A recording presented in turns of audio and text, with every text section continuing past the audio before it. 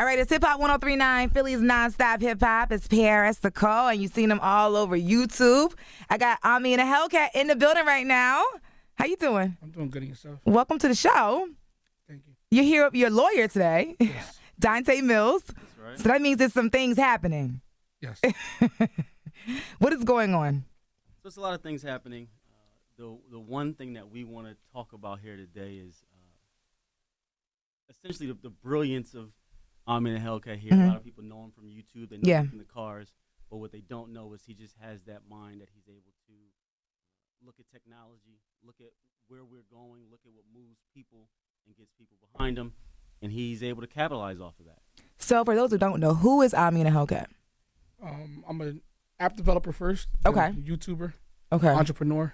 Okay. So you started on YouTube by doing what? Like, how did you start getting all the views? No. So all the views came from the things that I was purchasing, like cars. Got you. Okay. I got into the car community, so it's not typical that somebody of my race can get into this genre in YouTube and be successful at it. Yeah, I was looking at your videos, and your car fleet's crazy. Like, you have everything.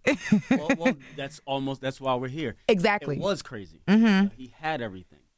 So he's an app developer first. He figured out streaming and how to be profitable, how to make money from streaming. Okay. He wasn't doing anything illegal, but he essentially took over an industry. Okay. He began to really make moves, really make a lot of noise in that field, and he made a lot of money from it.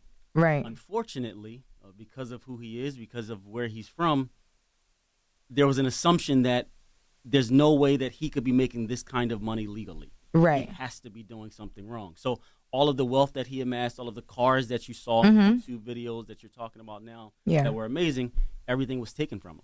Okay. For no reason. So to kind of give like a backstory on who you are and all the wealth and the cars and everything that you have, like kind of give people an image of it, because they're thinking, okay, maybe he has like a Benz and a Lexus, but no, we're talking like next level. I'm talking like 30 cars, like Lamborghini trucks, like kind of explain your lifestyle so people can kind of get to know you and know what we're talking about here.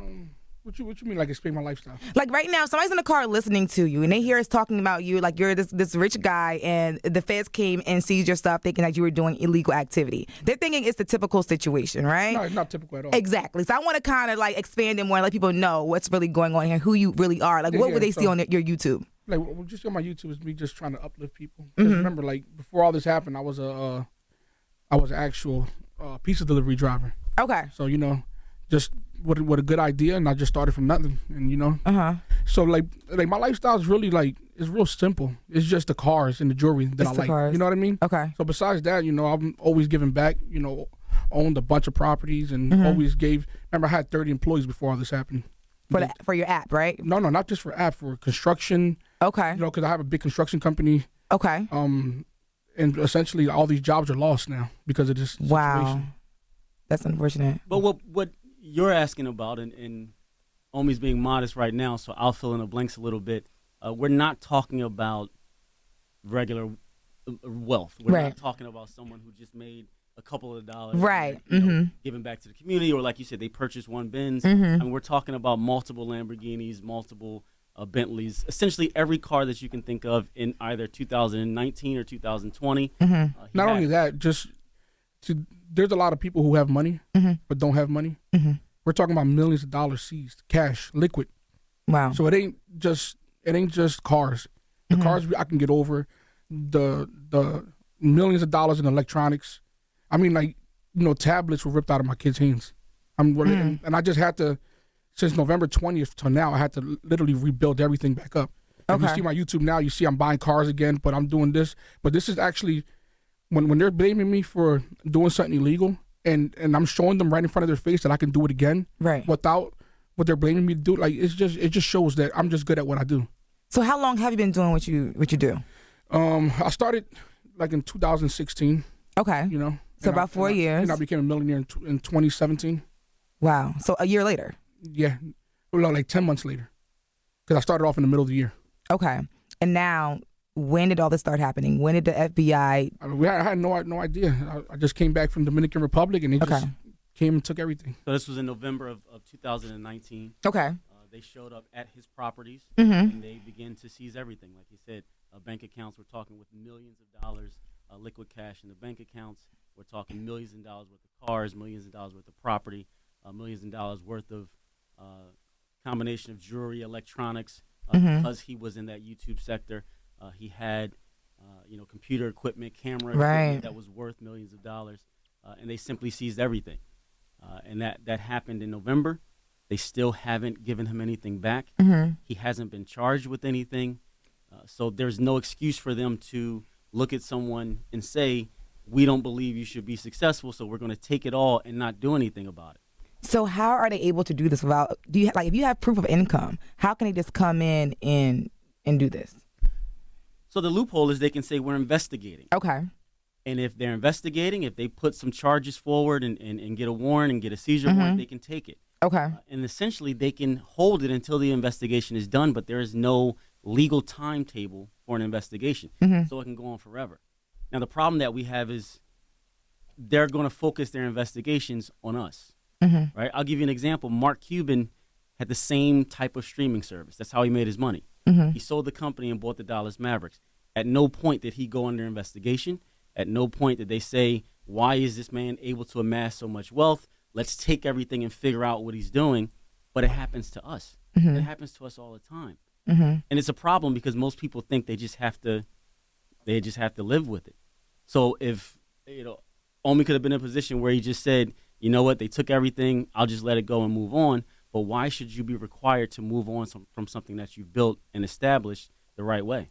Right. So with this investigation going on, are you still able to operate your streaming company now, or? No, I mean, essentially, there's no law against it. Okay. But I'm the type of person that I like. If things happen in the past, I just move forward and do something different. So Right. they even took the taste out of my mouth of even doing it ever again. Mm-hmm. Honestly, and and there's hundreds of companies right now who are still operating. If this was so illegal, then why aren't they shutting these companies down? It's so easy to, but I think they saw me and they just, hey, we got to shut him down. When you say streaming, what exactly do you mean? Streaming what? It's basically streaming TV channels. Okay. So there's no laws against it. Okay. Now, if I was streaming movies, other big cases, then I'll be looking at some jail time. Right. But there's nothing against, streaming television channels at all. And essentially that's what happened. He went to an attorney. He made sure that what he doing Mm-hmm. did not cross any lines, that it was not illegal, that it fit within the law that's Mm-hmm. there right now. I will say that I guess the law kind of catches up later with technology. Technology moves faster than the law. Mm-hmm. So just in this area, there are no laws that cover what he was doing that said it was illegal, and he made sure of that. And he began to build his empire. But Okay. it wasn't until really he started buying the cars and he had the YouTube channel where people were interested He in took what notice, was doing, right? that, of course, the feds look up and they see, wait, who is this guy? And like we said, we're not talking about someone buying one Mercedes-Benz.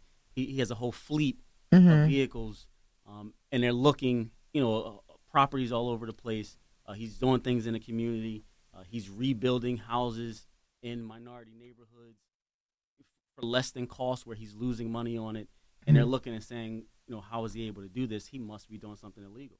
Okay, so they seized all your assets pretty much, but no charges have been filed. no charges. So you're kind of in limbo right now. Like your stuff is just on. Yeah, I got to just pick up the pieces and keep moving forward. It's basically what they're trying to make me do. Mm-hmm. But I don't know. They've been doing this to too many people too long.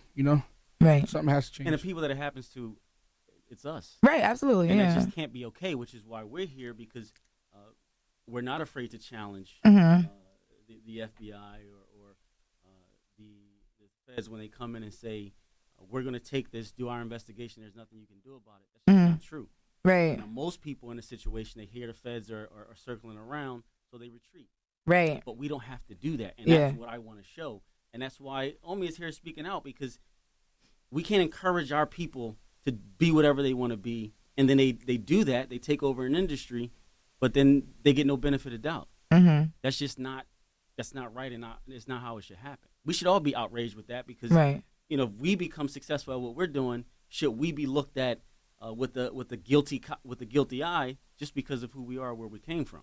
Right. So I was talking to a few of my coworkers before you came about, your YouTube and everything like that. And, they were saying how like you had like 30 cars and they were kind of like all like this cul-de-sac, and there were even interviews and stuff on YouTube of like your neighbors like doing interviews about like you and like who is this guy? Like, so do you think that maybe like your neighbors and people in the neighborhood maybe have anything to do with this? No. I think it was just I was dipping in a certain company's money.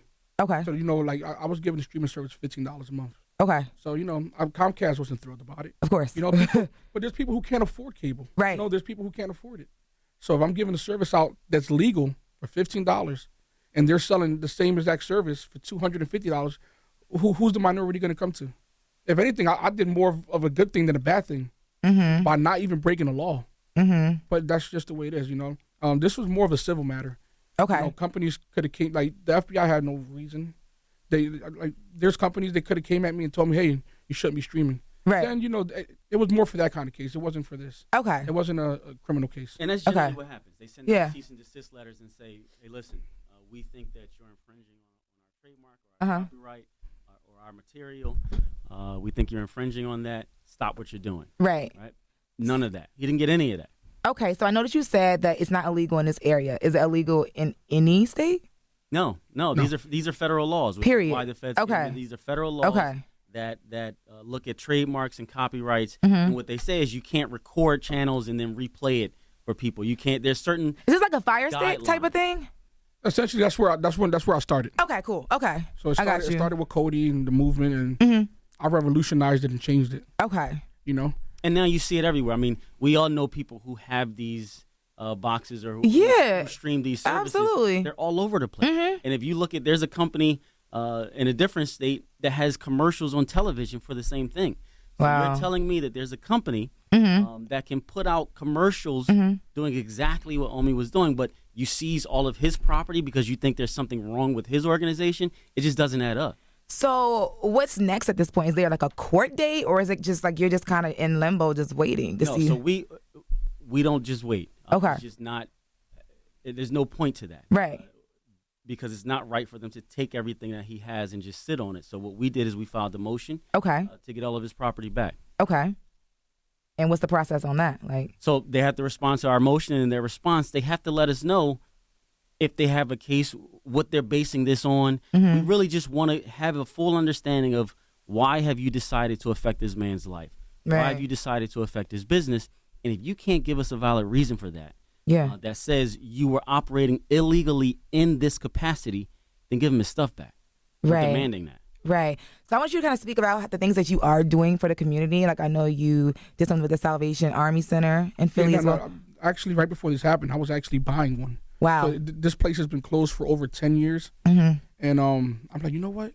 I have an autistic son. So I was like, you know what? I'm going to name this place after my son. So, I put down a $40,000 deposit. So during the time this happened, I was supposed to finish paying off the building. So I was opening that 100% free, no money from the state, no government funding. It was just funded out of my pocket. Wow. So this place is going to be amazing. And they pretty much, them taking the funds just pretty much stopped everything. Yeah. Like I said, like everybody who I grew up with, over 30 people, had jobs within my neighborhood, just either working with me or around me or putting them in places, trying to take some dudes out of the streets and people who just came out of jail. So I've always done things like that. Yeah. And we're talking about multiple companies. I mean, specifically, I'll talk about his construction company where he did operate at a loss because he would go into our neighborhoods in the city in Philly, buy up houses, fix them up, but in a way that he's spending more to fix the money up than the property's worth because he didn't want people moving into a house that really wasn't fit or wasn't suitable that he wouldn't live in. Right. So he would fix up these houses and have affordable housing in our neighborhoods that was very nice, and he's operating at a loss just because those were things that he wanted to do. I mean, who buys a Salvation Army and opens it up in our neighborhood? It just doesn't happen. I mean, we all have community events and things like that, but he's buying buildings where our children can come in and gather and learn and be safe and in a safe environment, and this is the person that they decided to take everything from. And I own a few banquet halls. So every time somebody dies, I let them do repassings on the weekdays for free. So this happened multiple times. I'm not going to charge somebody for mourning. Wow. And then my business doesn't operate on the weekdays, so that just take it, just make sure you clean it up, bring it back. You know, just stuff like that. And this all happened during the holiday season too. So your employees took a hit. Everybody took a hit, but you know, like I made some things happen. I pulled some strings and got them paid up. Okay. You know, it just sucks that everybody had to lose their job. I only got 3 employees now. And what did you have originally? 30 just here in Philadelphia. It's another 15. You know, Las Vegas, Los Angeles, who I spread it out throughout. Wow. You know. And there's one particular employee who had some medical services that they were going through. Let me tell me about that. Yeah. So you know, my secretary, her daughter, you know, 2 years old, over 30 brain surgeries. You know, and essentially like she's out of a job. So those are like certain people who I kept around now. So it sucks for everybody, honestly. You know, the people don't realize the person who even washed my cars made $1,000 a week. So no one ever. Everybody made a lot of money. Yeah. You know. Yo, and not trying to get too much into your business or your pockets, but you said they seized everything. So when that happened in November, like, did you turn to YouTube then to start just recovering your funds? I mean, that helped me a lot because I got some big construction jobs now. Who I made a ton of money this last like month and a half. Okay. And you know that right there is keeping me afloat. Okay. You know, and right now I'm opening a printing company, which is like no lie, over $500,000 invested. So this is right here. This printing company it ain't to operate at a gain. Okay. But it's just to bring a few people back to work. Okay. So when I do things like this, it's just to bring people back to work. I'm opening a detail shop now. It's just to bring people back to work. That's all it is. So I'll eat off my YouTube and whatever money I make coming along because I don't know. Everything I touch is turned to gold for some reason. So I'm going to always be good. Right. But it's more about getting these people back to work. But it's not for some reason. I don't want to minimize it. I mean, because we make heroes out of Steve Jobs and Mark Zuckerberg, people like that who take over an industry and are very innovative. That's who Omi is. He's just innovative. He took over an entire industry and within 10 months made millions off of it. That's not normal. But he has that ability. And I think that we should celebrate our people who can do that, not look at them and say, he must be doing something criminal because there's no way he can be smart enough to figure out a legal way to do it. Yeah. That's just wrong. And that's the impression clearly that they have because there's no other reason for them to be coming after him. That's a stereotype when you see, you know, someone like us that has all these cars and you're, okay, he's not a ball player. He's not a rapper. Who is this guy? And unfortunately, it's never your first mind isn't to say, oh, maybe he's a scientist. Exactly. Or maybe he's a doctor. Exactly. It's to say, oh, he must be moving some weight or exactly. he must be doing something, you know, that's just illegal. Right. And that's the perception. And unfortunately, the FBI has it. The local police have it. But we have it about ourselves a lot. So if we let this to continue where whoever is successful, we allow them to come in and take everything from them, then the cycle is just going to continue. We got to stand up for our own and say, no, we're smart enough. We're innovative enough. We're creative enough to develop and take over industries. And when we do, leave us alone. Yeah, but they've been investigating me for so long and listening for so long that if I've done something wrong, trust me, I wouldn't be sitting here with no charges. Right. They knew my life was going straight in an arrow. I walked the lines perfectly fine. I've never given anyone a check for money or anything. You know what I'm saying? I just walked the straight line. So that's why they're like, you know, they're trying to dig up and try to find something that's really not there. But, you know, like I said, man, them dudes know what they're doing. They've been watching me and following me for a very long time. They know that I've done nothing wrong. Right. 100%. Right. So what do you want to tell the city of Philadelphia and the entire tri-state about yourself? Make sure you don't leave no windows open. And, you know, no, seriously, if you're doing something wrong or anything, don't show nothing on Instagram or just, you know, just be mindful. Pay your taxes. There you go. Definitely, right? Pay your taxes, yeah. So when you say don't show nothing on Instagram, like, do you regret being as flashy or? I don't really think I could have been a lot worse. You know, like, you know, even if I showed the car, I've always gave people, hey, you know, I was a pizza delivery driver. You could do it too. Right. So it was more of a motivation thing for me than, hey, I got this car and you don't. You know what I mean? So to me, it's more of a, you know, stay down till you come up. You know, like it shouldn't matter though. We shouldn't feel like we have to be afraid or be in hiding if we're smart enough to make wealth or to generate wealth. We shouldn't feel like we have to go in hiding or they're going to come after us. That just shouldn't be what we have to go through. We should be able to say, I'm going to develop and make this. If I would have took my millions of dollars to LA, we wouldn't be having this issue right now. I would have blended in with everybody else. The fact that, you know, I'm from Philadelphia and they see me, they're like, wait a minute, this is the richest guy in the city. He has to be selling drugs. You know, it kind of sucks. You know, because everything that I've done good in Philly, I've never pulled out a camera to show anybody. I keep that close to my heart. You know, there's people who go out and feed the homeless just to show it on camera. Right. Now, I don't do that. You know what I mean? Mm-hmm. So that's why when they came, everybody's like, what the hell's going on? Mm-hmm. But like I said, like if I would have ran hid with my money, then it would have been an issue. Right. It wouldn't have been an issue. Wow, this is a lot. I mean, I've learned so much today because I knew a little bit about you, but just finding out, you know, every little detail today is really eye opening. And the crazy part was that I try to hide, you know, the target and 1080p, the developer, when I got onto YouTube as Omi and Hellcat. So I try to hide that. It wasn't I was trying to hide it. I was just trying to move past it. Because you know what they don't tell you is that, you know, this app I wasn't even a part of for the last 2 years. I was just collecting my money. So, like, it's just certain things, you know? Right. And, you know, it came back to haunt me. So I'm actually happy that it happened. Okay. Because I get to move forward. I'm a lot smarter from this whole situation. Right. And, you know, it is what it is. Right. So you're going to continue to fight this, and good luck on everything. Thank you. And, you know, keep doing your thing and giving back to the community. You know, when you do good, like, you'll be good. Yeah, and we are going to continue to fight it. We want them to release all of his property.